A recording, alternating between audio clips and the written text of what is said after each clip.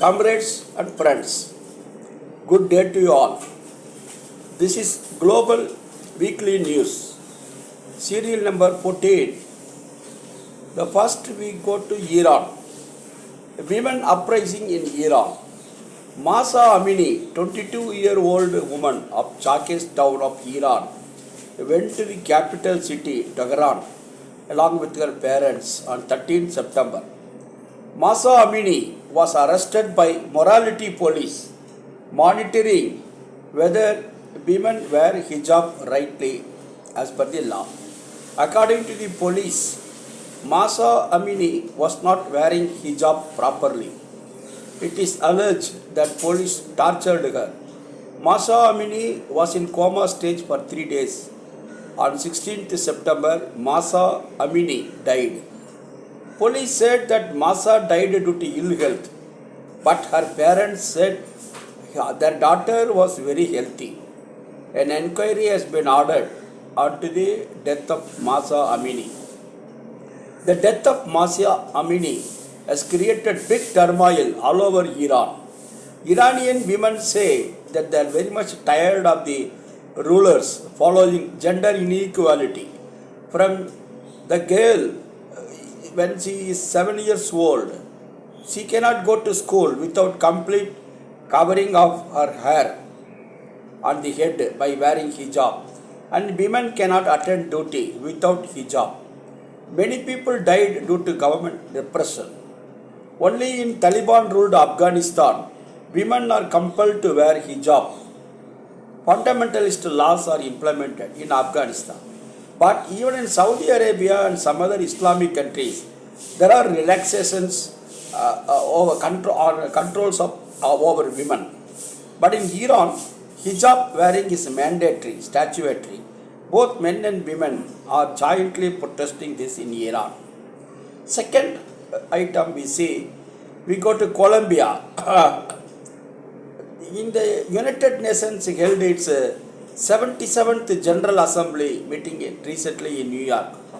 And in that 77th UN General Assembly meet, the newly elected leftist president of Colombia, Comrade Gustavo Petro, he spoke elaborately, and we will see the contents briefly. I come from Colombia, one of the three major beautiful nations on the earth. Thousands of multicolored species in the seas, in the skies, in the lands. I come from the land of yellow butterflies and magic.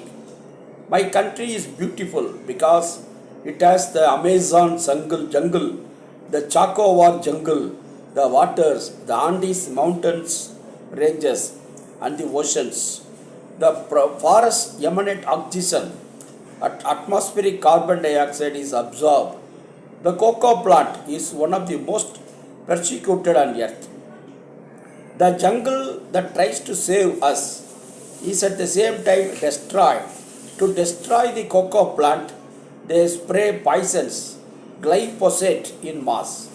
For destroying or possessing the cocoa leaf, 1 million Latin Americans are killed and 2 million Afro-Americans are imprisoned in North America.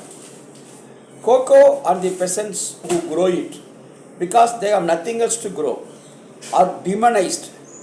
World's powers are not interested in the education of our children, but in killing its jungle and extracting coal and oil from its entrails, from its intestines. What is more poisonous for humanity, cocaine, coal, or oil? The war on drugs has lasted 40 years.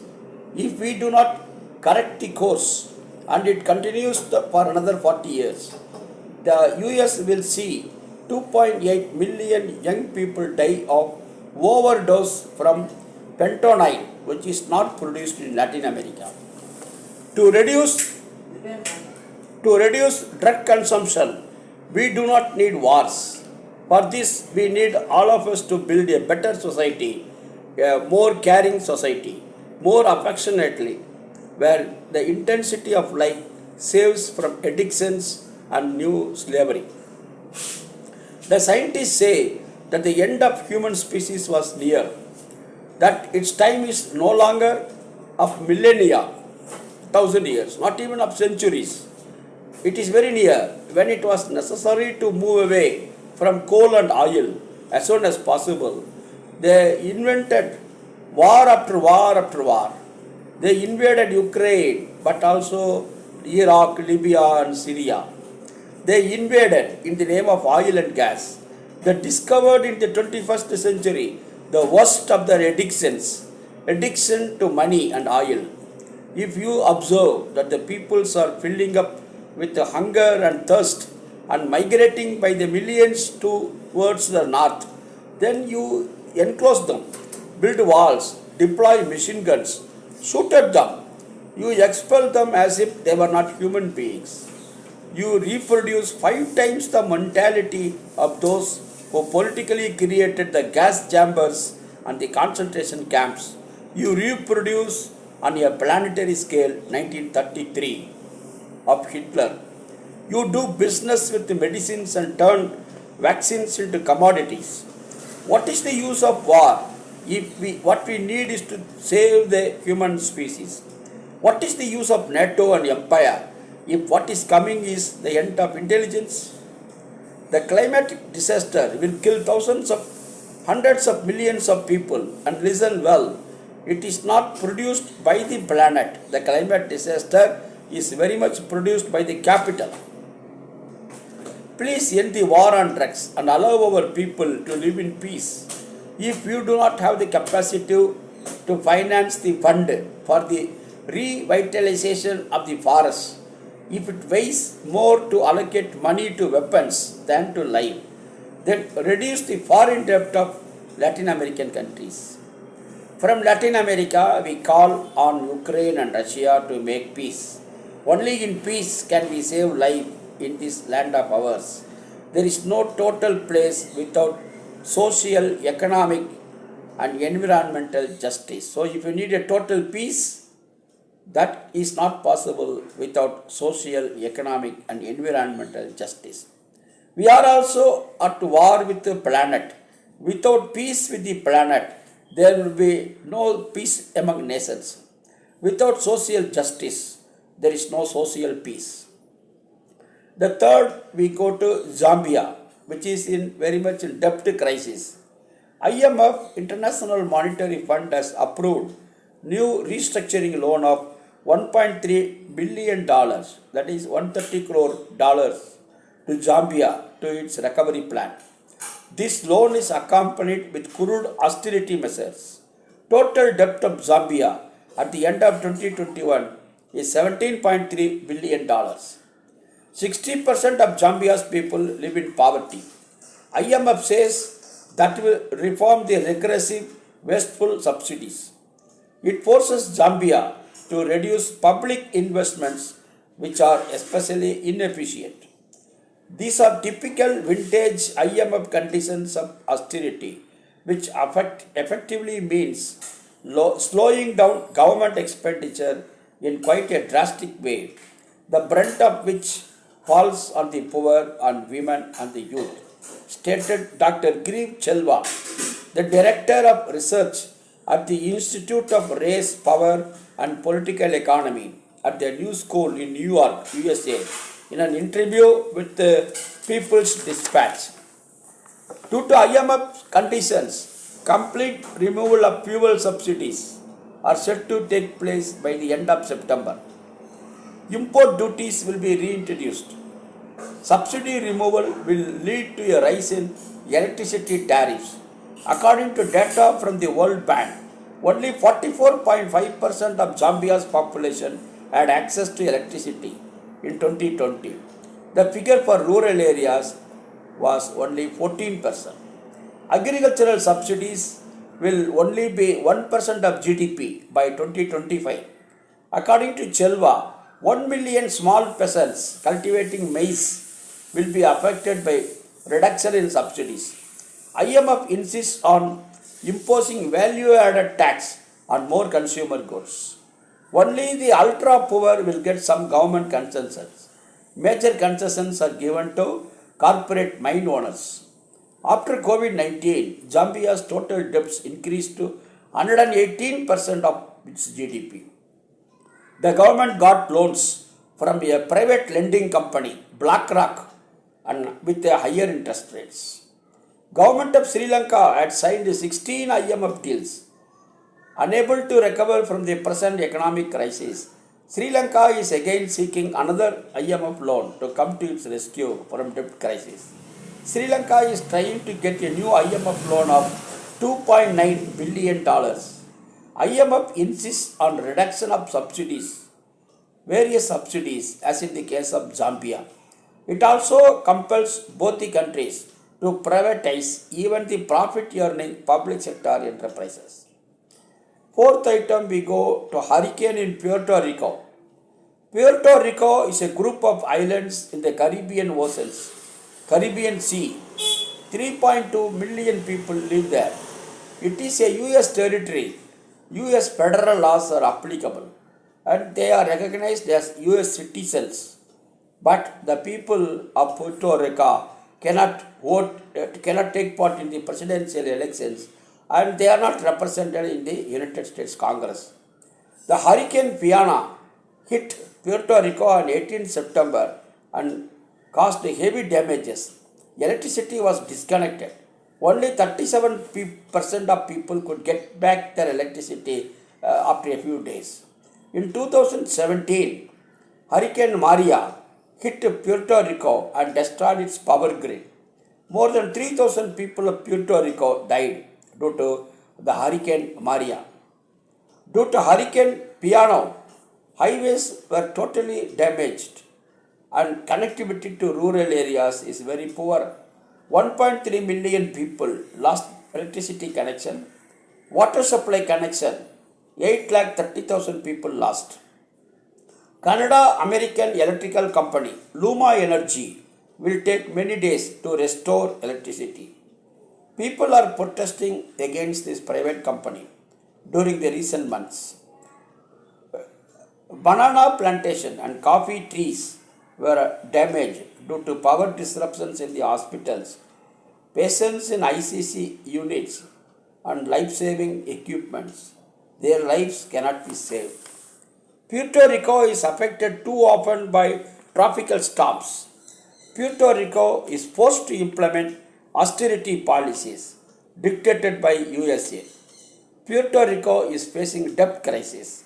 People of Puerto Rico are agitating for full freedom from USA. The fifth item, we go to Italy, where elections are held recently. Elections in Italy. The coalition government led by Mario Draghi was dissolved in July 2022. On 25th September, general elections were held in Italy. Brothers of Italy, the political party, came first by getting 26% votes. This party's leader, Giorgia Meloni, is going to form the new government. As per the agreement with coalition parties, Meloni will become the Prime Minister. She is the first female Prime Minister of Italy. 64% people only voted.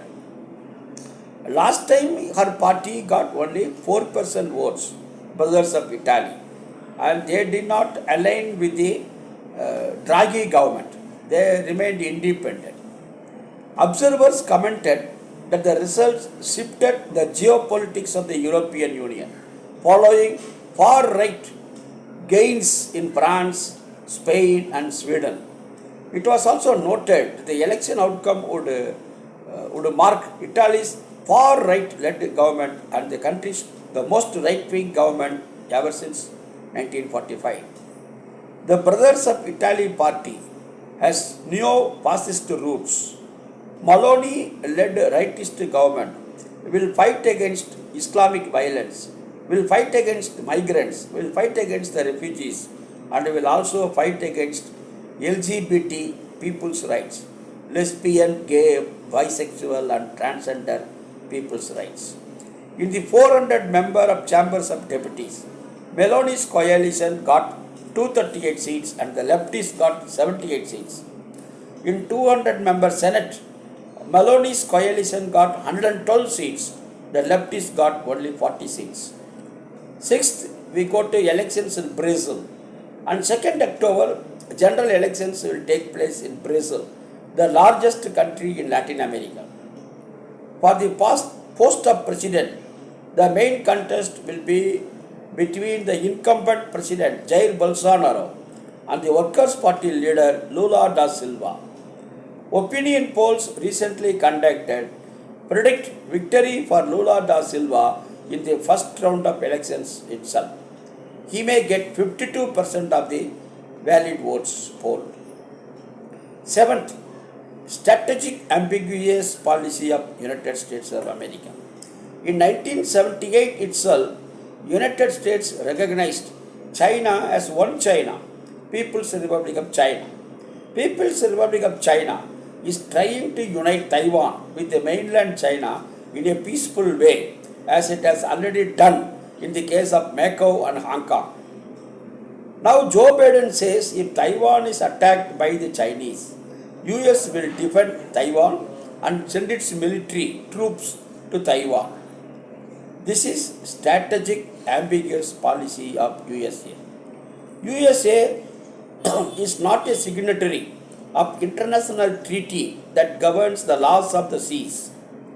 US has been conducting naval exercises in waters around Russia and China illegally. Two warships went within 100 miles of mainland China. One is a US warship and another Canadian warship. The visit of Nancy Pelosi, the Speaker of the American Congress, and two other parliamentary delegations to Taiwan, that has annoyed China very much.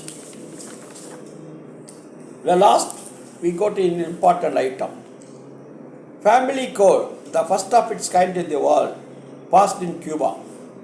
On 25th September, a plebiscite took place in Cuba and the new family code. 74% is the polling percentage. 67% voters voted yes, we are for the new family code. And 33%, mainly evangelicals, they voted no to the new family code.